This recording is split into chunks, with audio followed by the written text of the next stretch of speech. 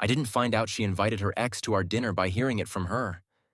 I found out because I heard her laughing on the phone in the bathroom, the way she used to laugh when she was in love, and then she walked out and said, "He's coming over tonight," like it was a normal sentence. Hey viewers, before we move on, make sure to subscribe to the channel and hit the like button if you want more real stories like this. It helps the channel a lot, and you won't miss the next one. That was the moment something in my chest went cold. Not because I was jealous, not because I was insecure, but because I knew what kind of respect you have to lack to even think that's okay. We had planned that dinner for a week. It wasn't a random meal. It wasn't one of those nights where you're both too tired to talk and you just eat in front of the TV. This was supposed to be us coming back to each other. Life had been heavy lately. Work, stress, bills, the constant noise of everything. We promised we'd make one night feel normal again. Just us. She even said it herself. No phones, no distractions, just you and me. I believed her, so I left work early. I stopped by the store and picked up a bottle of wine that was more expensive than what we usually buy because I wanted it to feel like an occasion. I grabbed ingredients for the meal she loved most. I even got dessert. Not because we needed it, but because she always smiled when I did small extra things. I walked into our apartment feeling like I was doing something right. The lights were warm. The place smelled clean. She had music playing low in the background, the playlist she used to put on when she was happy. For a second, it felt like we were okay. Like we were still that couple that couldn't keep their hands off each other. She came out of the bedroom wearing a dress I hadn't seen in months. The one that made her look like she knew exactly what she was doing. She smiled at me and kissed my cheek. And for a second, I forgot the last few stressful weeks. Then she picked up her phone. She glanced at the screen and her face softened in a way I didn't recognize. It wasn't the normal relaxed look she had with me. It wasn't the casual look people get when they read a meme or a message from a coworker. It was private. It was that expression someone gets when a certain person still has access to them. I noticed it. I didn't say anything yet. I didn't want to be the paranoid boyfriend. I didn't want to ruin the night over a vibe. But her phone buzzed again. And again. She kept checking it like she couldn't help herself. I finally asked casually, "Who are you talking to?" She didn't even look up when she said it. Just someone. Someone. That word felt like a slap. I kept my voice calm. Who? She looked up too fast, like she hadn't expected me to push. Tyler, she said. My ex. She said it like it wasn't dangerous, like it wasn't disrespectful, like it didn't matter. My stomach tightened, but I stayed calm. Why is he texting you? She shrugged. He saw my story, the one with you. He just said we look good. I stared at her. So he's watching your stories. She sighed. Why are you doing this? Doing what? Making it weird. I felt the first crack inside me. Not because she talked to her ex. People have pasts. People can be civil. But the fact that she was already annoyed at me for caring told me everything about where her loyalty was. I set the table anyway. I lit the candles. I poured the wine. I pretended we were still having the night we planned. She sat down, smiling like she could just glide past it. The food was good. The wine tasted perfect. The room looked warm. But it felt wrong. Her phone sat face up beside her plate like an extra guest. Every time it buzzed, her eyes flicked down too fast. I tried to talk about normal things. Her day, my week, plans for the weekend. She answered, but it felt like she was only half present. Then she said it. Halfway through the meal, like she was asking if I wanted more bread.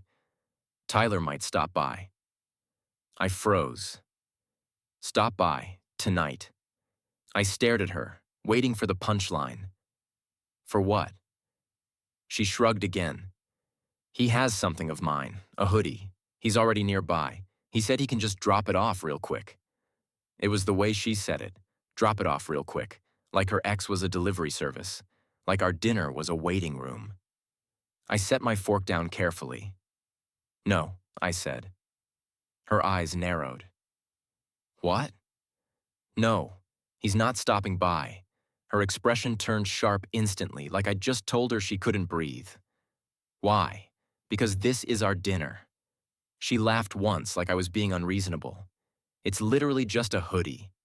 You're acting insecure. That word again. Insecure. I sat there feeling my chest tighten. I wasn't insecure.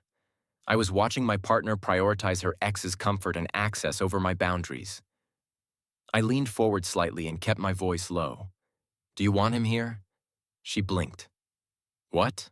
Do you want him here? I repeated. Tonight. Her eyes held mine just long enough for the truth to show. Then she looked away and said the sentence that should have ended everything right there. It's not about wanting. It's just practical. Practical. Her favorite word when she didn't want to admit the real reason. Before I could respond, the doorbell rang. My blood went cold. She stood up immediately, too fast, like she'd been waiting for it. I'll get it, she said. No, I said, standing up too. She paused, annoyed. What? I said, I'll get it. She stared at me like I was trying to control her, but I wasn't trying to control her. I was trying to control what I allowed into my home. I walked to the door and opened it. Tyler stood there holding a folded hoodie like he was returning a library book. He smiled when he saw me. Sup, man. I stared at him. He looked relaxed, comfortable, like he wasn't stepping into another man's relationship, like he'd done this before. Behind me, I felt her presence. She was right there, close enough that I could smell her perfume. Tyler's eyes flicked past me toward her, and his smile changed. Softer. Warmer. Hey, he said to her. She smiled back immediately. Not polite, not forced. Real. I stepped aside just enough to let him hand her the hoodie because if I didn't, she would have reached past me anyway. She took it and laughed lightly. You still had this. Tyler grinned. It smelled like you. Hard to give up. I felt the air leave my lungs. She laughed again, like it was cute. Stop. It wasn't a stop. It was a flirt. I turned and walked back to the table, expecting him to leave. But he didn't.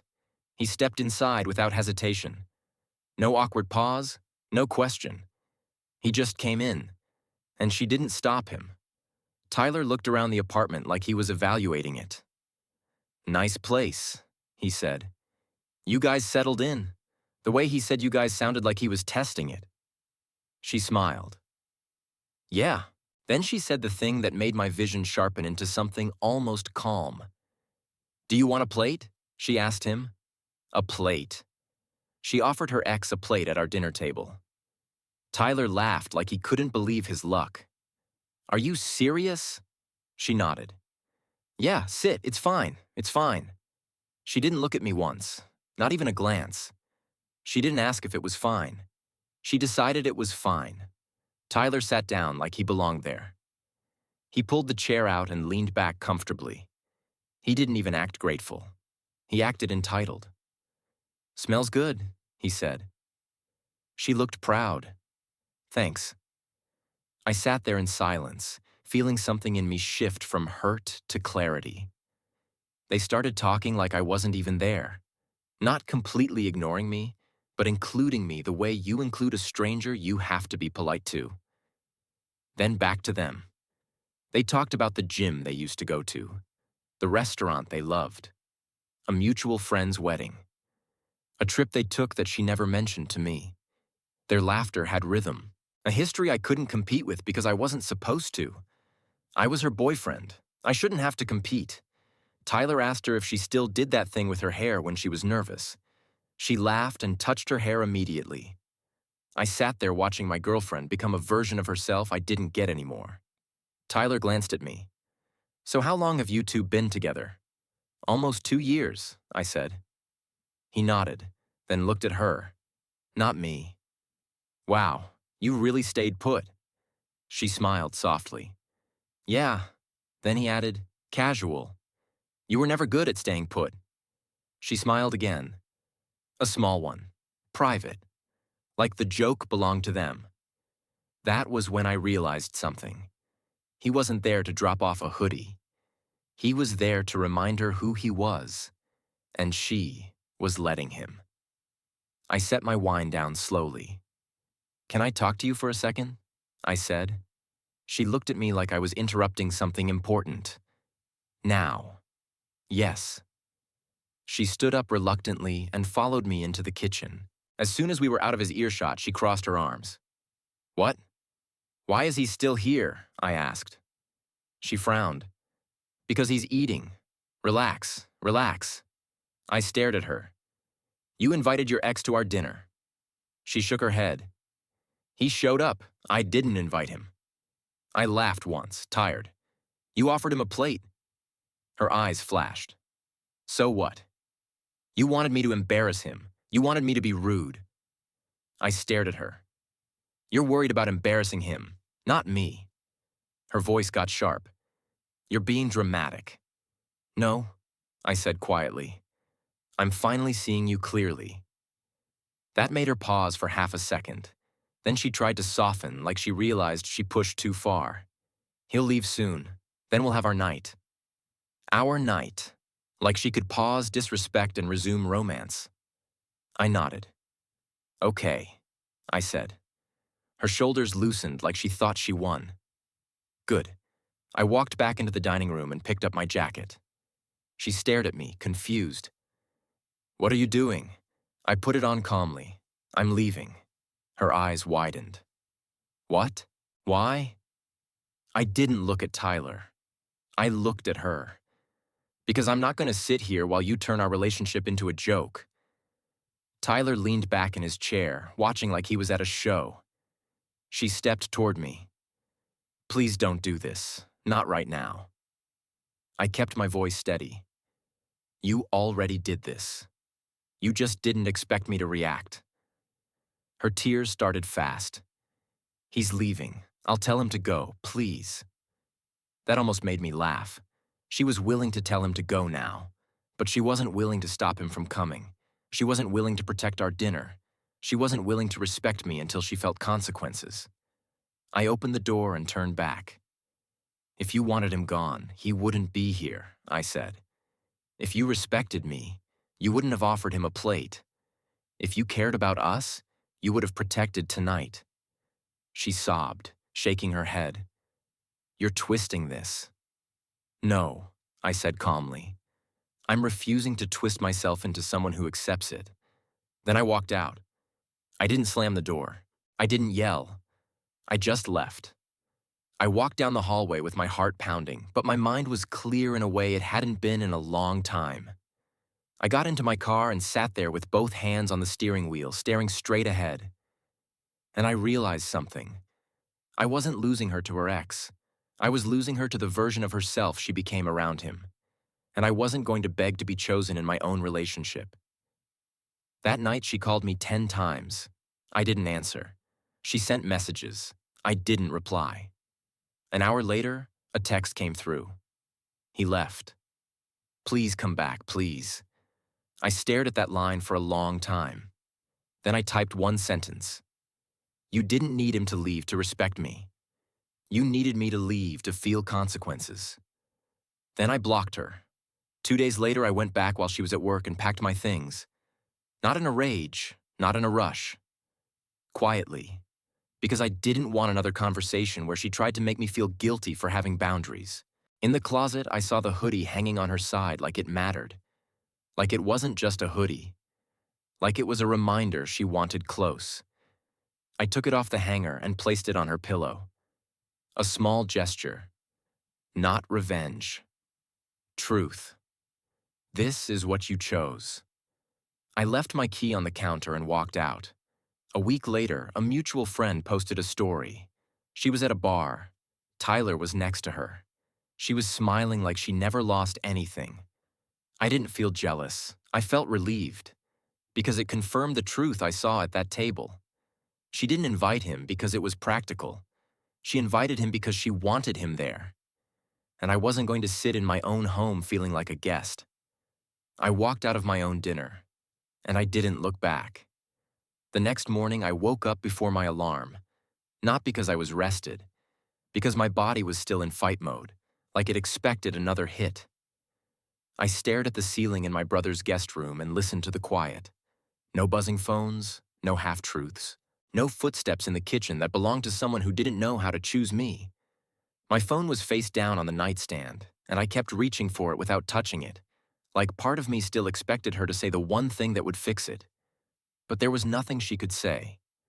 She already said it with her actions. At 9:12 a.m., my brother knocked on the door and asked if I wanted coffee. I said yes, and the word sounded foreign in my mouth. Like I hadn't said yes to something for myself in a long time. We sat at his small kitchen table, and he didn't ask for the full story. He didn't push. He just looked at me and said, "You okay?" I took a sip of coffee and stared into the mug. "I'm embarrassed," I said. He raised his eyebrows. "Why?" "Because I didn't leave the moment she said he was coming," I admitted. "Because I sat there like I was the unreasonable one. Because I watched her laugh with him at my table and I still tried to keep it calm." My brother nodded like he understood. "You left when it mattered," he said. "Don't punish yourself for being patient." That helped more than I expected.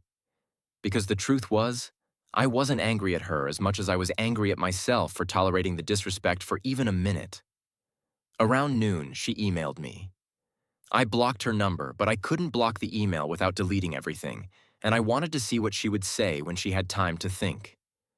The subject line said, "Please." The message was long. Too long. The kind of message people write when they want to exhaust you into forgiving them. She said she didn't mean for him to stay. She didn't realize it would upset me. She didn't want to be rude. She was trying to keep the peace. She said she loved me. Then she wrote the line that made me close my eyes. I didn't want to make it awkward. She didn't want to make it awkward for her ex. That's what she cared about. The social comfort of a man who no longer had a right to her life, not the emotional safety of the man who did. I didn't reply. Later that afternoon, she sent another email. "Tyler is not the reason I'm with you. You are. I choose you." I stared at that sentence for a long time. Then I laughed quietly.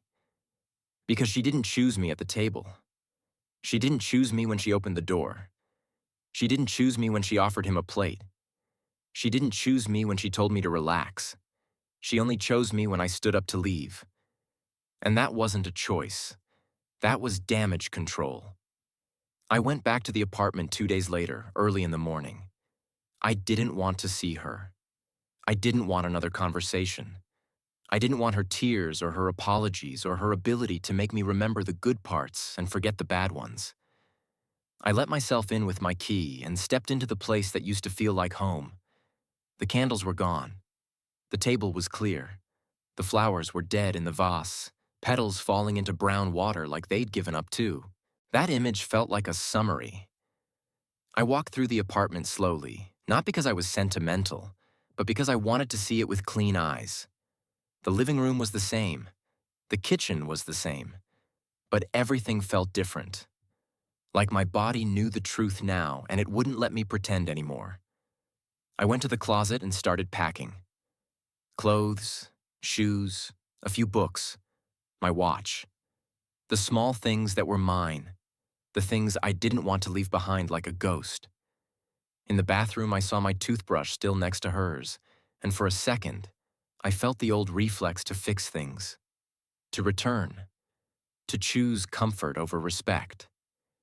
Then I remembered her smile at the door when she said, "He's here," and the reflex died. I packed my last box and looked around the bedroom. On her nightstand was a folded napkin from our dinner, the kind restaurants use, except this one was from our home. She must have kept it like a reminder, or like a way to pretend the night wasn't as bad as it was. I didn't touch it. I didn't need souvenirs. I left my key on the counter. Then I walked out without looking back. That night, she showed up at my brother's place. I didn't tell her where I was. She found out through someone else. Or maybe she guessed. She was good at getting information when she wanted it. The knock was loud enough to make my brother look at me. "You want me to handle it?" he asked. I shook my head. "No, I will." I opened the door and she stood there with mascara streaks under her eyes and that familiar, desperate expression, the one that used to make me soften. It didn't work anymore. "Please," she said. I stared at her. "What?" She swallowed hard. "I want to talk." I nodded once. "You already talked. You talked all night. You just didn't use words." Her face crumpled. "I didn't mean it like that. You didn't mean to invite your ex into our home," I said calmly. "You didn't mean to offer him my seat. You didn't mean to laugh with him while I sat there watching." She shook her head fast. "He was just dropping off a hoodie. I didn't know he'd stay." I looked at her. "You asked him if he wanted a plate." Her mouth opened, then closed. She tried again. I didn't want to be rude. And there it was, again, rude to him, not loyal to me. I stepped back and kept my voice even. "Do you know what's rude?" I said. "Watching your girlfriend entertain her ex at your dinner table and then being told you're insecure for caring." She started crying harder. "I love you. I made a mistake." I nodded. "You did." "Please," she whispered. "Just come home. We can fix it." I stared at her for a long moment.